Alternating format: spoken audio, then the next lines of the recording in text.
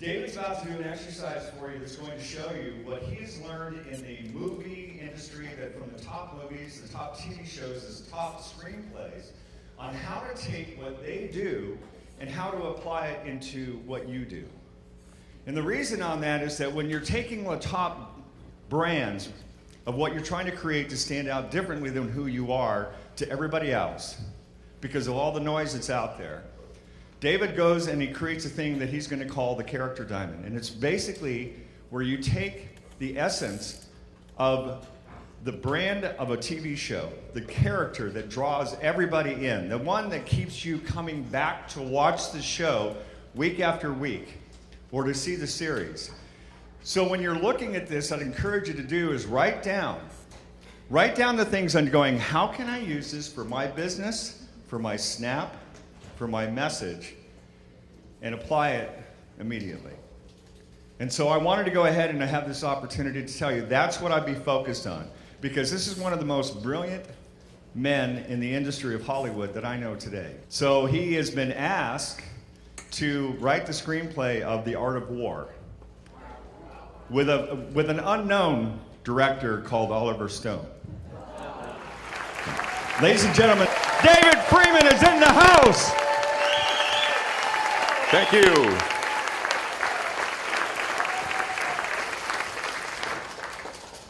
Thank you, Mark. Thank you, Greg.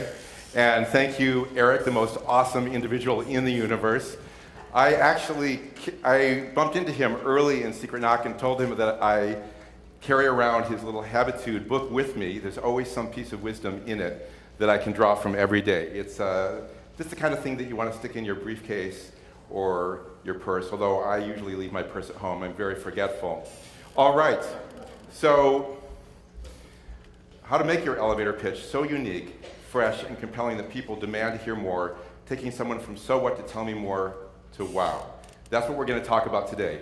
Now, first of all, raise your hand if you like movies. Okay, and now raise your hand if I asked you, could you tell me 10 movies you've enjoyed? The last one has to be at least a year ago. How many of you could tell me about at least 10 movies that you've liked in your life? All right, and raise your hand if you could tell me 10 elevator pitches you've heard that you can still remember a year later. An elevator pitch is when someone pitches you their business, their product, their service in 1 to 4 sentences. How about 10 elevator pitches you've heard in the last month that you can still remember? Well, that's the problem right there. All of us have to communicate what we do and our uniqueness and our distinctive brand and why people should pay us well for our services. And yet this is difficult for not just small businesses and consultants, but for large businesses as well.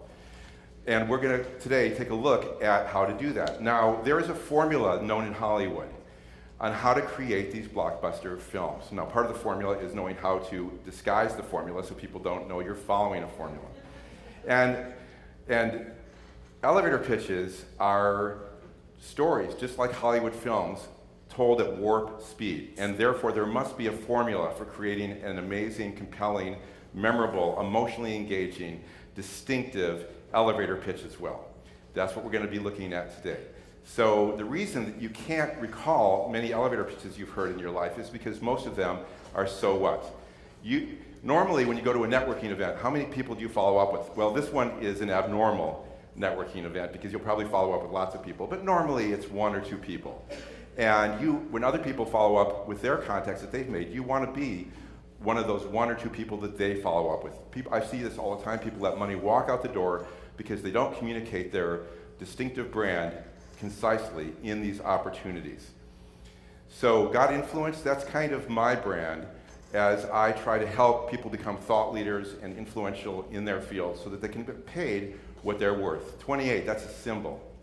What is it a symbol of? It's a symbol of 28 million people. That's how many small businesses there are in the world. And 80% of those have just one individual in running the company or operating the entire company. And these 28 million small businesses create 50% of the wealth in America. The reason that I've cut back my work in entertainment to half time is so that I can help people who have a lot to give. I'm sure all of you offer unique value in the services and products that you create to people. And it's kind of heartbreaking when you have something of worth to communicate or give to someone else through your products and services and whatever kind of help that you do offer. And it's not received because you haven't gotten the messaging down in a way that attracts the clients that you're looking for. Positioning. So positioning is when you tell somebody what you do, and it usually doesn't work. It's usually a bad way to go. If I say, well, I operate a company that takes corporate personnel out on hikes into the hills and we do team building exercises. Okay, if I'm the only one in San Diego that does that, great. Or if I'm the one who's known best in this field, great. No more needs to be said. The problem comes when there are 3 competitors down the road who do the same thing, who look just as qualified, who have just as much experience, and now, what is that corporation going to do? They're going to go for whoever's cheapest. And thus you get into this downward financial pressure on your services, which I'm sure everybody has encountered at one point or another. And you don't want that. So therefore, this is the problem with positioning. It's great if you have no competition, but if you have competition, it doesn't differentiate you from the competition, because when they say what they do, they say the exact same words that you do, or something very similar. And also, positioning doesn't cause any emotional engagement. Again, if you have no competition, positioning is fine. What you want, though, is further differentiation, and you want emotional engagement so people care about what you have to offer. And that is what we call branding. And that's what we'll be looking at. Now, information is not an experience. This is something that I say very frequently. Meaning, if I say, well, here's the information about what I do. I take corporate personnel up into the hills to do team building exercises. That's information. I haven't given you an emotional experience, and I haven't said anything that would make me memorable if my competition says the exact same thing. Experience is emotional, and this is why you remember movies and you don't remember elevator pitches, because they gave you an emotional experience when you saw them. Well, if you're doing warp speed storytelling, which is elevator pitches, then you should be able to give an emotional experience in 1 to 4 sentences. There is an exact formula to do this. Now, if you're going to create emotion, what kind of emotions you're going to create in the listener? Well, the emotions you're going to create in the person who's listening to your elevator pitch are the same emotions that you would create if you were writing a Hollywood movie. And you know that's my background, film and television. So you want to move someone the way a drama moves you. You want to delight them or be fun. I'm sure every comedy that you've ever seen has done that you've enjoyed. You want to excite them or increase their aliveness, like an action movie, amaze or astonish them, like some of my favorite science fiction movies. You want to inspire or uplift them, maybe Avatar or Crouching Tiger, Hidden Dragon did that for you. Intrigue them, like a mystery, or be thought-provoking. I'm sure all of you have seen films before where you came out thinking about stuff. A lot of the early Star Trek TV episodes were very thought-provoking. Now, this is where I purposely try to confuse you. You're looking at this chart, you go, I don't know what that means. What is all this stuff? This is the formula that we're going to be using, and all of you are going to have an opportunity to practice it right now after I explain exactly how to use it and give you a bunch of examples on how this can be applied to your particular brand. A few of you have already helped you with this during the last couple of days. Raise your hand if I've helped any of you with your elevator pitches. There are a few, thank you. Here, I see. Everybody who gets near me, I go, well, what do you do? And I immediately start giving them, well, why don't you try fixing your elevator pitch like this? So you would take, for instance, one or two of the things on the left-hand column, like the process or function of what your company offers, and then you would find something astonishing or amazing or anything from the right-hand column, 1 or 2 things from the right-hand column. You don't try to brand everything you do, but one aspect of it. Let's get on this elevator and take a look at exactly how to apply this system that I'm presenting here. Example, example, example, and then give you an opportunity to do it as well. Before I do, raise your hand if sometimes you have had a difficult time in a short period of time communicating what's unique about your consultancy or business. Yeah, this is and don't feel bad about it unless you had training as a storyteller or as a writer. There's no reason or no way that you probably would have acquired this expertise. It's a storytelling skill. So this particular example is not an elevator pitch. This was told to me by someone in a networking situation who was telling me that he didn't know how to give an elevator pitch. All of the examples I'm going to be giving you, boom, boom, boom, boom, are taken directly from networking opportunities that I have found myself in the last couple of months, or clients that I've worked with. I'm a personal trainer, but people often worry that if I work with them, it's going to be like boot camp. My wife is a nutritionist and works with me, but people don't see why they need both of us. And yes, it does paint a kind of strange picture in your mind if you try to see how these two go together. So this gentleman had two problems. One, people didn't want to go to boot camp, and number two, they didn't see why they needed the wife. Big challenge. So I tried to think, how can we solve this problem he has about the boot camp and the situation of how to synthesize what he does with his wife. And I focused on aliveness. Can you remember a time when you felt especially alive? My wife and I will help you feel that way every day for the rest of your life. We'll get you there at your own speed, and you'll have fun every step along the way. Now, doesn't that sound a little bit more attractive than some of the personal trainers that you see buffed up coming up to you in these networking events saying, and they are going to give you caveman strength, but maybe you don't feel like being a caveman. Maybe you just want to have fun when you go to the gym. Maybe you don't want to have somebody cracking a whip over you. Maybe you do. It's fine, but not everybody. So this gets rid of all the friction in his elevator pitch because now we've made it fun. But let's get more specific and take a look at how I'm applying in this elevator pitch the system that I just introduced to you. So started with the process or function. I help people with aliveness, and of course, what we're doing here is focusing on not strength, but increased aliveness and fun. Problem solved. Okay, so this company makes about $100 million a year distributing their goods around the world, and we make luxurious kitchen and bathroom fixtures, all of which are manufactured in Europe with great care. Sounds good to me, except that they have a lot of competition. Again, if they were the only ones in the world who did this, no problem. No emotion there, just information. Information is not an experience. So, I thought about the Renaissance. There's a secret that's been known by the greatest European artisans since the Renaissance and passed down from master to apprentice. It's that materials have a life of their own. And when materials are combined with exquisite forms, they can enhance and even change lives. With our fixtures, we bring this Renaissance tradition into the 21st century and into your home. It was pretty funny. I originated this. I was in a Vistage meeting, which is these groups. There's Young Presidents Organization and there's Vistage groups where CEOs of companies, usually B2B companies, grossing about 5 to 100 million gather. And I speak at these things. And I said this, and he's like, pulls out his iPhone, he goes, say that again, say that again. I go, absolutely, no problem, just hire me and I'll say it again. I'm sure all of you have experienced that there's something that you're very good with, that's very easy to you, that you've probably been giving away too much and not charging for. Yeah. My business partner kicks me under the table whenever I do this. Like we always sit next to each other in a meeting, so because he kicks me whenever I'm about to do this. He says, you're making it look too easy. But for you, I don't mind. So I took the history, the Renaissance, and I made it intriguing. Like, what is this thing? How do materials have a life? Let me think about that. That's intriguing. And how do you bring it into the 21st century? That's very thought-provoking. Now, when we were doing this Snap networking event the other day, how many people came to your table and said, I am a life coach in one form or another? A lot of people here. How many people are life coaches in one form or another here?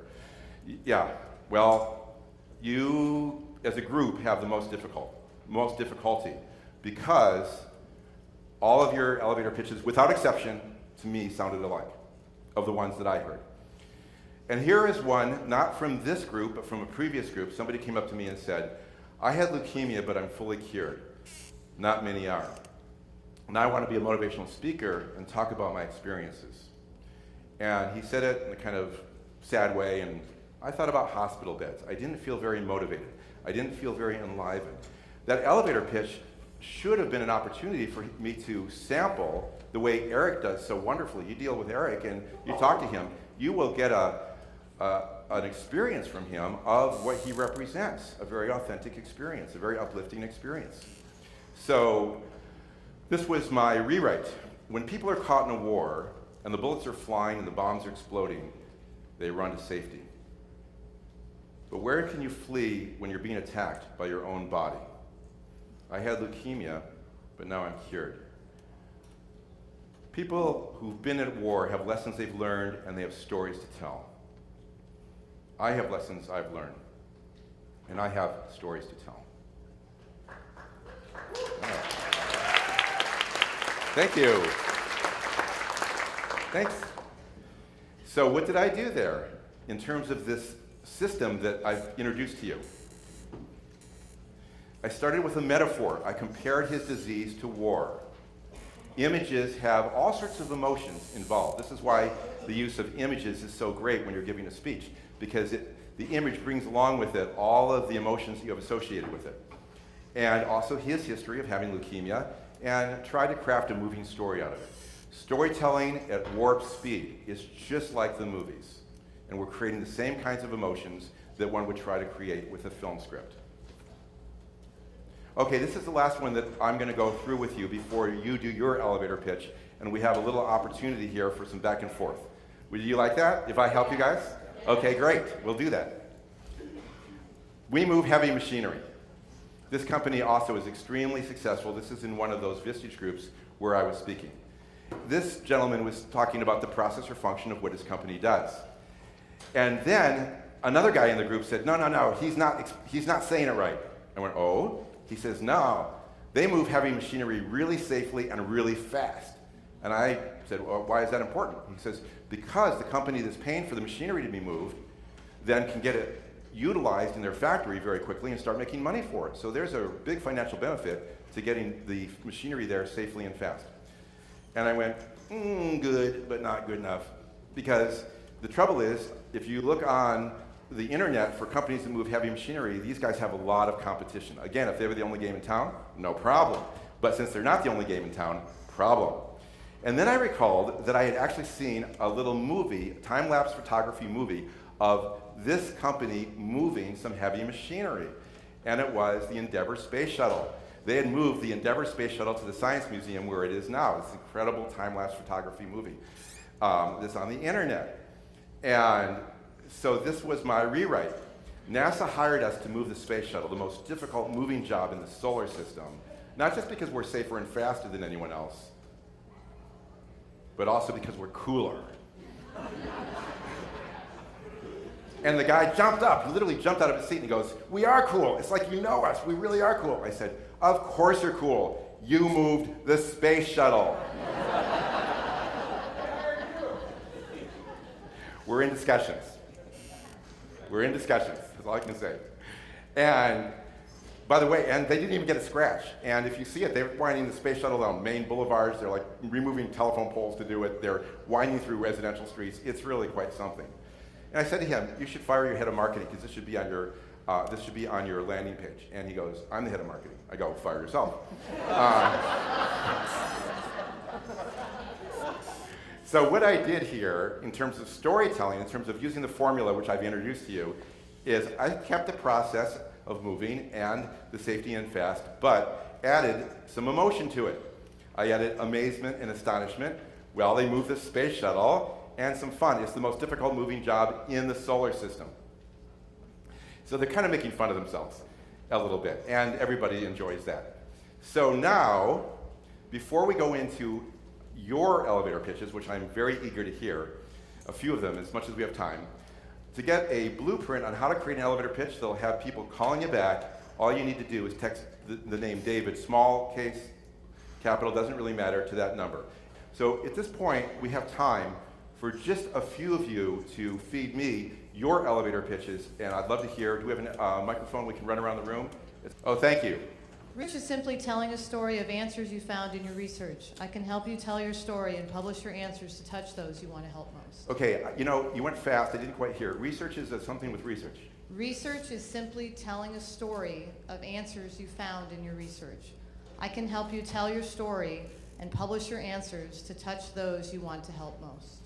And are you a ghostwriter? What are you? I'm a publisher, a doctoral publisher of an award-winning series called The Refractive Thinker. The what? Award-winning series of The Refractive Thinker. It's a doctoral anthology where we take 400-page dissertations, we cull them down to 10-page executive summaries so we can translate academia. Of what kind of science? Academic research like leadership, DBA programs, PhD programs, things like that. Okay, good. you're doing valuable work. You're doing something that the world needs and that these writers need. They want to have greater distribution for their work and get it known. I assume that once the abstracts are written, then people can go back to the original research, right? Correct. Okay, fishhooks. Basically, you're creating published fishhooks. You want to hook the reader and then reel them in back to the original PhD thesis, correct? We could do that, that's one out. Okay, good.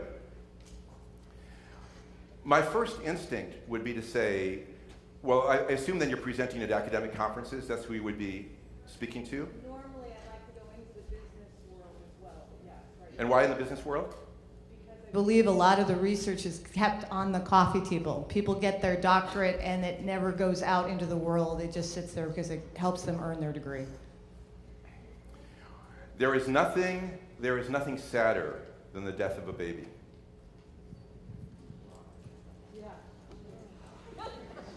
The research that you have spent months or years on is your baby. And babies bring joy into the world. The research that you've done is important. You did it for a reason. You wanted it to change people in the world.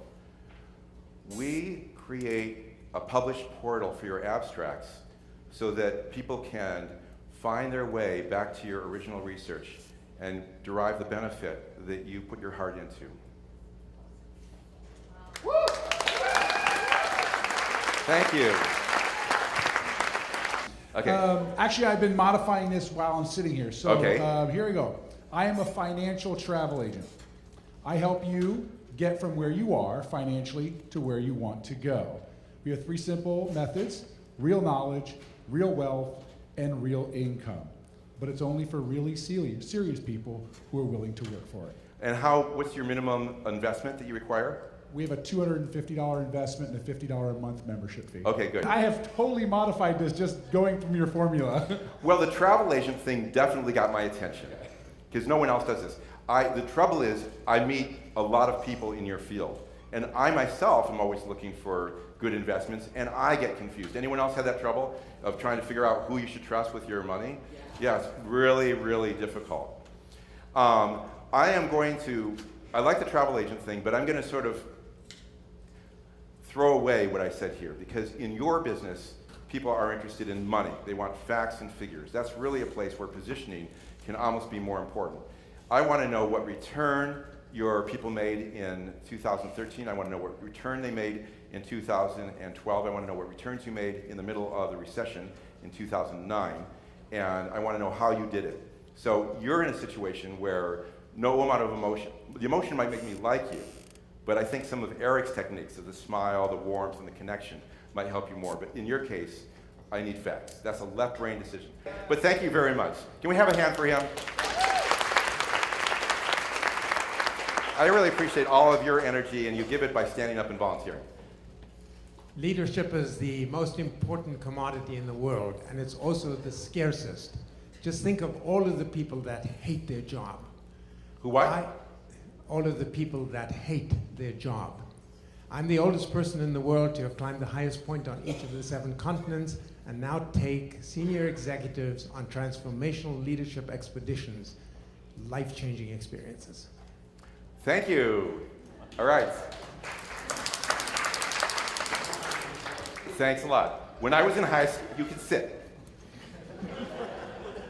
And you did that very well, the sitting part, and the speaking part. Okay, so when I was in high school, I had an English teacher who would give anyone an F if they used the word existential. And the reason is, he said, no one knows what it means. And therefore, automatic F. It was just a way, it was a word that students used at the time to sound more intelligent than they actually were. So I don't blame him. I wish I could get rid of the words transformational. I really do. I have heard it so much. And it's not a bad word. It's what I call a dead word. When a word is used too often, it becomes dead language. That song that Wayne was singing the other day, Time for a Cool Change. What is a cool change? You know, it's like it's a live language. It makes you think. It wakes you up. Dead language is just ignored. We just fall asleep. We don't remember it. But you've got a big hook there, right? Because you're the oldest person to climb. The highest mountain on each of the 7 continents. Okay, so that's good. You got to get that in there. The leadership thing, okay, let me just work with this for a moment.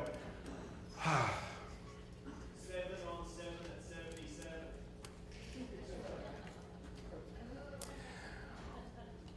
What makes a great leader?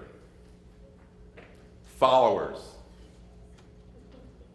By the way, just a little note, I've been in companies, I've worked for companies where the CEO thinks that he or she's a great leader because there's so many people who follow them. They follow them because they need to pay off their mortgage.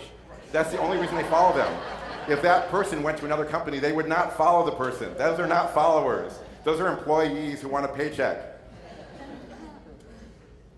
All right. There's something every leader needs. There's something that defines every leader. Followers. People who follow them voluntarily, not just because they have to. And to exude that leadership quality is not just a matter of great decisions, but there is a presence. You have to command warmly and lovingly, but you have to command nonetheless from the top of the mountain. I am the oldest person to climb the top of the biggest 7 mountains in the world. Let me take you to the top of the mountain, and you will imbibe that presence.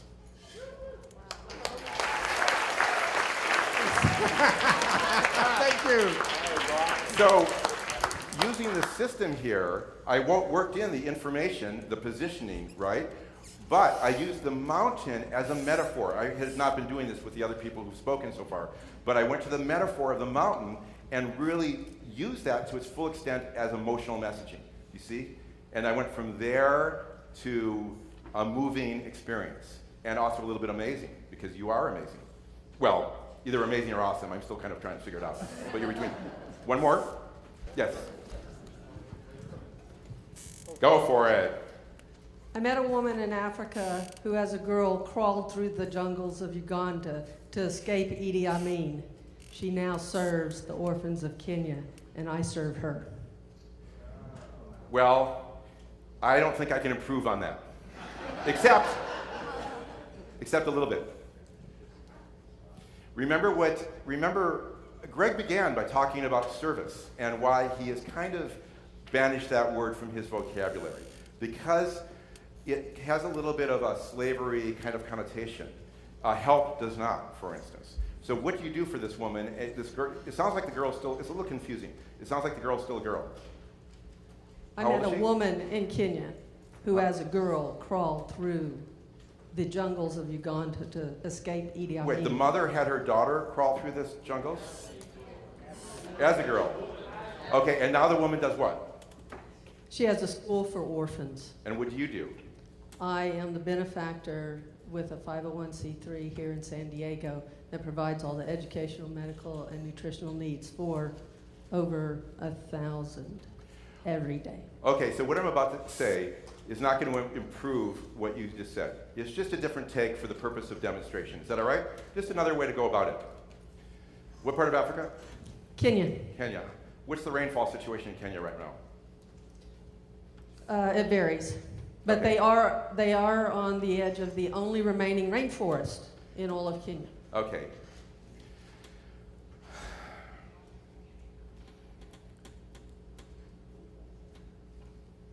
People go, you look like you're spacing out. No, I'm actually thinking. I've heard this all the time. Why do you roll your eyes like You're that? It's like, I'm envisioning. thinking. It's what Proctor said. Think. Okay, have a seat. Thank you very much. Thank you. Okay, let's clap for her. And anyone who Last wants one, to help and then me. one. Plants need rain, and some plants are more vital to our survival than other plants, and they need rain the most. And the plant which is most needy of rain is called the human spirit, because it doesn't get much nourishment in this world, and especially if you grow up in a country which is commanded by a dictator who kills people on whim and tortures people on whim. The school I work for takes orphans from destroyed, shattered families and rekindles their spirits in a place of safety. Someone has to bring the rain. I bring the rain. That rain is called money. Can you help me? Thank you. Thank you. Okay, everybody, you've given me your time, you've given me your attention, and you're very generous with both. Thank you so much. What? Thank you. What? Thanks. Thank you. Thanks. Thank you.